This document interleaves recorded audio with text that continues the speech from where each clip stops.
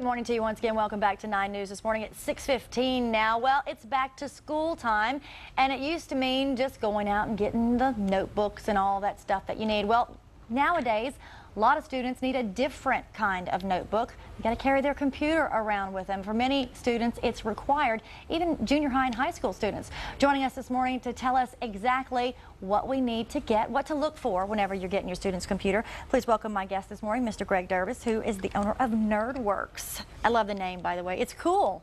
Well, thank you. NerdWorks is cool. It's worked very well for yeah, me. I imagine so. Okay, I told you on the phone yesterday, when it comes to Giga this and that, I have no clue. So for those out there, those parents who are not computer savvy at all, what do they need to be looking for as far as... Well, buying a computer is a long way from buying 3-ring binders and number 2 pencils. So it's something. It's a purchase you want to be very careful about. You want to make sure that the computer that they're buying for back to school is sturdy enough and fast enough, not only to accomplish what they're trying to accomplish immediately, but to last for several years. Sure.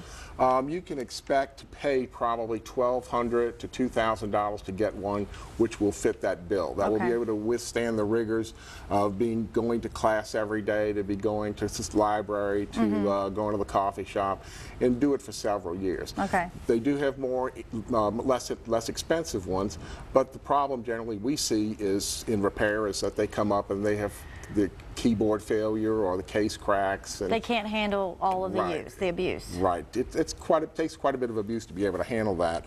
One of the things, of course, most importantly on the computer is the processor. On one of these notebook computers, you want to make sure you have at least an Intel Core 2 Duo processor, an Intel Dual Core, or an AMD Turion 64X2.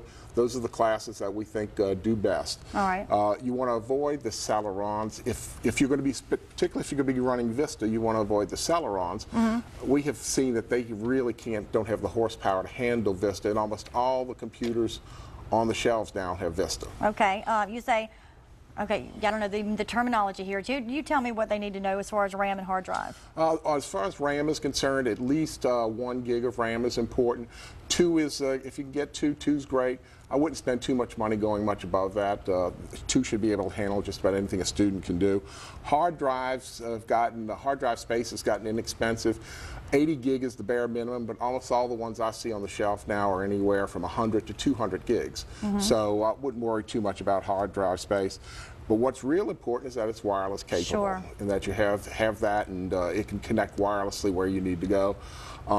Other components, the optical drive, are pretty much standard. All those have DVD capability. I know you wanted to touch on screen size, battery life, warranty. What do you recommend there? Now, screen size, they come anywhere from about 12 inches to about 17. Whatever if you can find something that's small enough for you and fits your needs, that's great. I kind of reticent to tell people to go up to a 17. Number one, that 17-inch screen eats batteries like crazy, and they can get up to 8 or 9 pounds. And make sure you get a case that's made for your computer, to carry specifically a computer. That's right. If it's just a backpack, things can get thrown in on top of it and can damage it.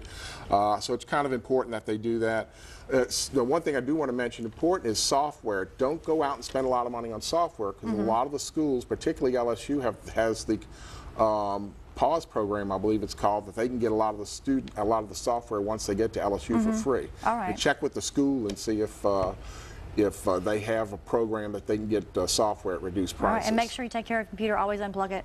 Always unplug it. And turn it off. And turn it off. Yeah, we see people come in, they stick them in the case, and they're still turned on. I could ask a bunch more questions, Greg, but we're out of time. Thank you so much. Thank you. And you know, guys, if you have more questions for Greg, NerdWorks can help you out with a computer to get you back to school on the right foot, and a computer also, a desk computer as well.